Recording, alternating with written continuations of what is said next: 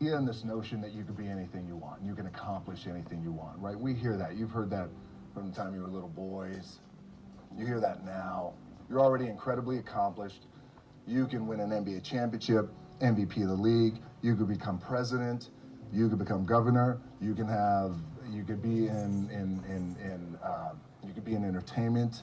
You could do Charles, and you could do Shaq. You could do that. You could do whatever you want to do.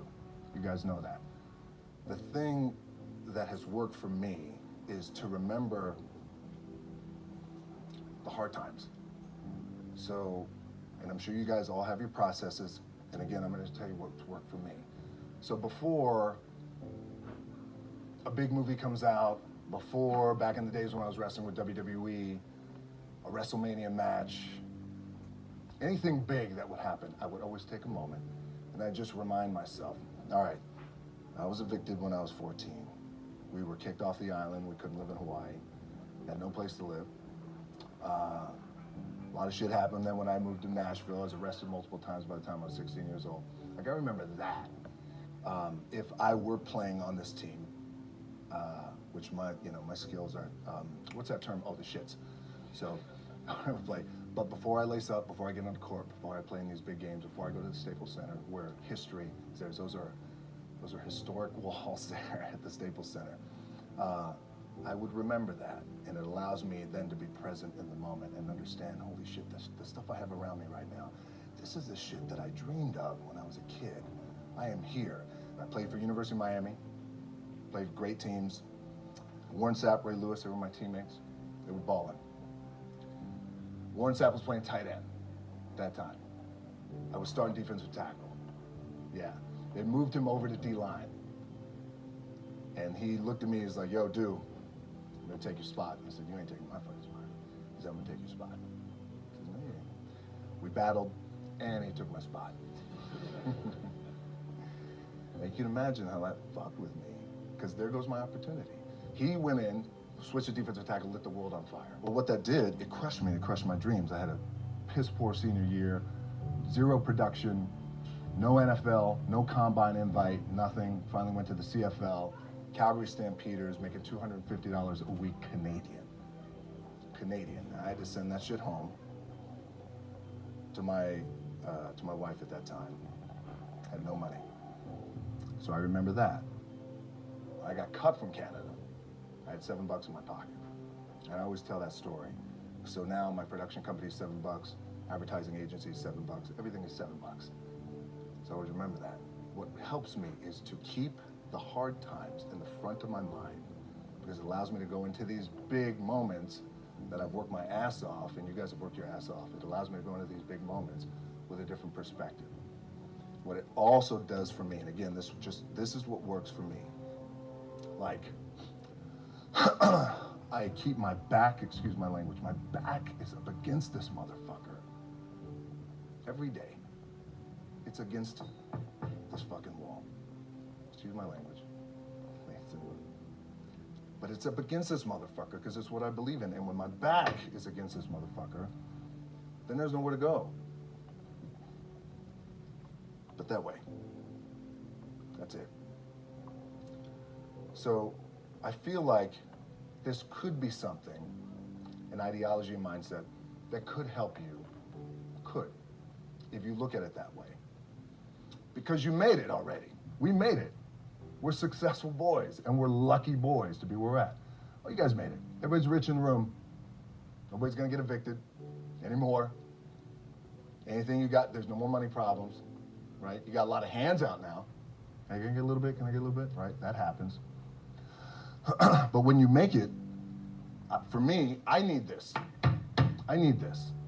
So every day, my back is up against this motherfucker, and this is how I operate. Now, doesn't mean you don't smile, doesn't mean you don't laugh and joke, right? You're happy, I'm a happy guy. But when it comes to business, and when it comes to executing, it's up against this. And I gotta go that way. And I don't give a fuck who is in front of me.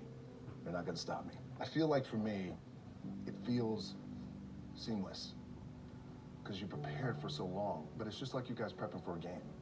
That's the fun part. That's where it's like, fuck, it's fun, man. People are paying their hard-earned dollars to come see you.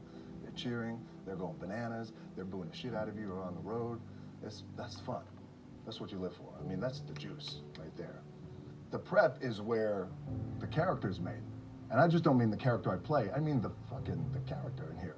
So for me, the prep is getting with the director, getting with the producers, getting with the writers, so in essence, it's like getting with all your coaches and your different position coaches and all the meetings that you have to have, right? So that's the work you put in.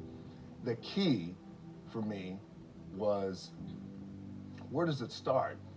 What's the anchor? What's the anchor? So I could have all these ambitions, and you guys have all these ambitions, which is great. It's important. I'll play this role, you'll play that role.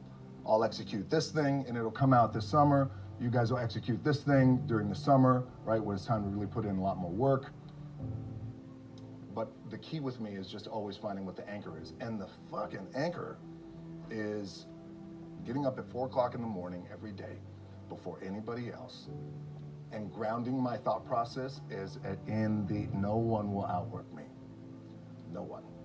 I love and I respect you guys. Motherfuckers will outwork me. All starts with this. 2 hands, putting it to work. The anchor for me has always been the work in terms of the weight room training. So when I first started wrestling, I was 6 years old, rolling on the mats with my dad. My old man, a lot of you guys won't know this. Yeah, Rocky Johnson. My old man was Rocky Johnson. He was the first black WWF at that time. First black WWE tag team champions with Tony Atlas back in 1983. My uncles were Wild Samoans. I come from a long line of pro wrestlers. But before the wrestling part happened, I was just in the gym putting in the work. At 6 years old, rolling around on the mats. And finally, when I could touch weights at 13, that's what I was doing. But the weight part for me and the gym part has always been, has to be the anchor. Look, at the end of the day, like again, it's the kind of stuff that I talked about at top is I have to hold on to my dad in his pickup truck came down 4 o'clock in the morning, picked me up in Miami from Tampa. We lived in a little shitty apartment in Tampa. He drove down in his little pickup truck to Miami to get me when I was cut from the CFL. I was driving up I-75. I don't know if you guys are from Florida. Any of you guys, if you know, I-75 is like, especially down in Florida, Alligator Alley. I'll never forget it. It's 4 o'clock in the morning. And I thought, well, fuck. I leave home like you guys left home. I'm ready to tackle the world, to get after it, achieve my dreams and goals. Fucking crushed by 22, 23 years old. Now I gotta move back in with my mom and dad. I played on great teams though. Wait a second, this is not supposed to be my future. I'm supposed to be in the NFL right now. I'm supposed to be making a lot of coin and buying my parents shit, buying me shit, taking care of my wife, but it never happened. So I pulled out my wallet. I thought, well, let me see how much money I have. I opened it up. I had a 5, a 1, and change. I'm not fucking around. Well, at least I rounded up to $7. But I thought, God, ain't this a bitch? I got $7 in my pocket. Where the fuck do I go now? What do I do? I can't go back to the CFL because you know, the point comes where you hear that voice, big run's over. Like, you're done, right? So I heard that voice. So as Coach was saying, man, I hold on to that shit. I'm telling you, my back is up against this motherfucker. We laugh, we joke, we have a good time. Press is always fun to do. Sometimes you got to make it fun. That's another thing. You got to do your best to make press fun if you can. But my back is still up against this motherfucker. I do not forget it. What this also helps me do, and again, it works for me, is at some point, you got to be fucking tired of not being number one. You have to be, and you got to fucking play angry. And I play angry. Now, I'm cool and calm with my approach. And when I step out on my field, which is a set or, you know, like, there's some, and you're always gonna have haters, and haters are like, well, God damn, man, how many movies are you gonna make, or how much shit are you gonna do? Like, you do a lot of shit. I say, yes, it's my ambition. Of course, why not? I could do it. Yeah, I love what I do. And not only that, but in what world do we not work every day? It doesn't mean, it's just like you guys in the off season. You gotta work every fucking day. It doesn't end. My back is up against this thing, you know, and I started to play angry, by the way, and I still play angry.